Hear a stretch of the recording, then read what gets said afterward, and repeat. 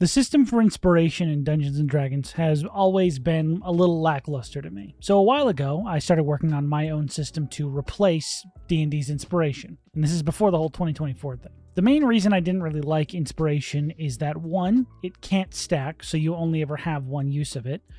2, it's only on D20 rolls, which is kind of limiting. And 3, DMs often forget to even give it to the players in the first place, because either they have it and they can't gain another one, or they don't have it and the DM forgets to give it to them. I also like giving my players things that allow them to have a little more control over the story and how they want it to go. So here's what I came up with. Now, for some of you who've been watching Chaos Theory on this channel, you've already seen this system in action a few times. And if you haven't watched Chaos Theory, I highly recommend it, but remember, I am biased. So the system that replaces inspiration in my games is called Shenanigans. Now, the way it works in this system is at the beginning of every session, the players gain 1 Shenanigans point. Now, the beauty of that is you as the DM never have to remember to give those points out while the players are still gaining them passively. And the other beautiful thing is they stack. So every session, if the players haven't spent them, they do accumulate. Now, the good thing about these points stacking is the players can use more than 1 point at a time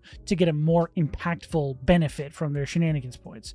We'll get into what that means later. The best way to think about these points is that they're not advantage or rerolls or just a single use bonus that the players get in battle or combat or whatever. The best way to think about it is that the players are being given narrative currency they can spend at certain points to shift the story one way or the other. It gives them just a better way to interact with the narrative being told. Now, before we get into anything else, I want to be very upfront. This system has never been play tested.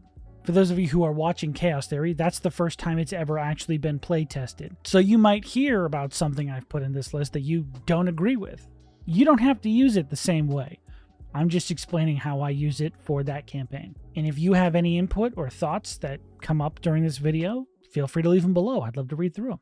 Okay, so your players get a point at the start of every session, and you can give them out as you see fit if they do cool character things or if they have interesting moments, or if you just want to give them a little bit more of an oomph for a certain story beat. Now, this is the list of redemptions my players currently have access to. Listed here are examples of things they could do for 1, 2, 3, 4, or 5 points. I want to make it very clear, this is not the end-all be-all of what they have access to, right? This is just an example of how strong each point level should be. If they have a unique idea that is not listed here, I encourage them to offer that as an idea when they go to redeem those points, and we can talk it through, right? Every single time these are utilized, it's almost like a negotiation. But there are simple things like for a single point, you see that's basically a use of inspiration. You reroll a d20. Or you can use it to reroll an entire instance of damage on one of your attacks. For 2 points, you can see one that already happened in this campaign. The players introduce a flashback that already took place in the narrative, but sets them up better for the current encounter they're in. The higher the amount of points they spend at a single time, the more powerful the effect they get should be. Now, in the instances I've used this, I've never had a player hoard their points just to use the really powerful effects to try and almost ruin the campaign. That's not something I've seen happen in practice. The players are encouraged to spend their points with some regularity because they're always going to be getting more in next session. And even as recent as the last episode of Chaos Theory, we've had a player at the start of the session gamble away their perspective points in order to possibly gain more. It did go very well for them, but that wasn't always the case. And you could implement something like that at your table. Allow your players to go after the more risky narrative moments with the promise of these points being rewarded should they find themselves being successful. Now, this is the system as it exists right now. If you have any ideas, obviously I'm always open to hearing about them. This is a system that I would love to see people utilize if they enjoy it. If not, totally get it. If it's not your cup of tea, that's cool too. And if you do decide to use this, I would genuinely love to hear how your experience went at your table, if your players enjoyed it, if you came up with any systems that worked a little better, or if you tweaked it in a way that worked better for your table. Please let me know about your experience with this system. I'd always love to hear how it lands on other people's table, because not every table's the same.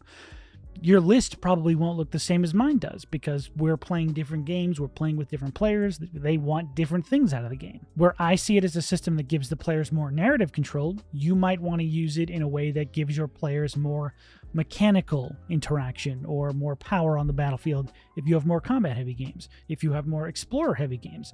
That's all up to you. This system can change as you need it to, but as it stands right now, this is it. No, it most certainly is not. Hi, I'm an idiot and a liar. You might be looking behind me and you think it's a different day. Shut up. No, it's not. I just may or may not have forgotten to mention an entire half to this system. Some of you might argue the most important half. The DM's half. Now, yes, while it is true this system is mostly for players to utilize in the story, it also has a dark underside that I've added to it because I'm an asshole. You see, when my players have spent 4 total shenanigans points collectively between all of them, I get 1. That's right, I get a DM's shenanigans point. So the system isn't just there to benefit your players.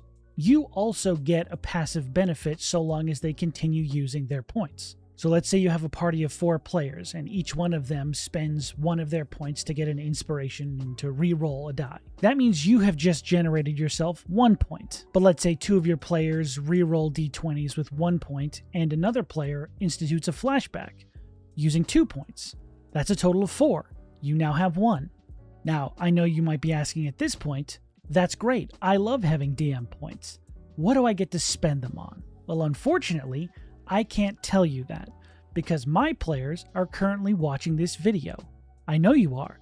Nice try. You'll have to get up pretty early in the morning to pull one over on me. But I do encourage you to build your own DM point reward system. And I would encourage you to try and keep it at a similar power scale to what the players have available, but also you gain points a lot slower than they do. So when you spend them, they should have a little bit more impact on the game. That's all I'm going to say, because I know you're still watching. How dare you? So that's all I forgot to say. When your players spend points, you as the DM also generate points through their usage of this system.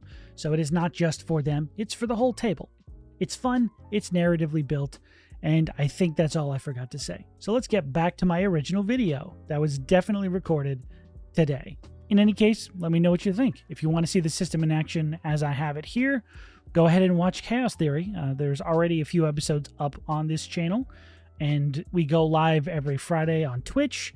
And the videos get uploaded here on Monday. The podcast goes up Tuesday. This system has already seen great effect in that campaign, so if you're looking for a real-life example, or you just want to see a bunch of people play D&D and have fun together, go ahead and check it out. Chaos Theory is all about how detective work would function in a fantasy world, and it's been a lot of fun so far. The players are great.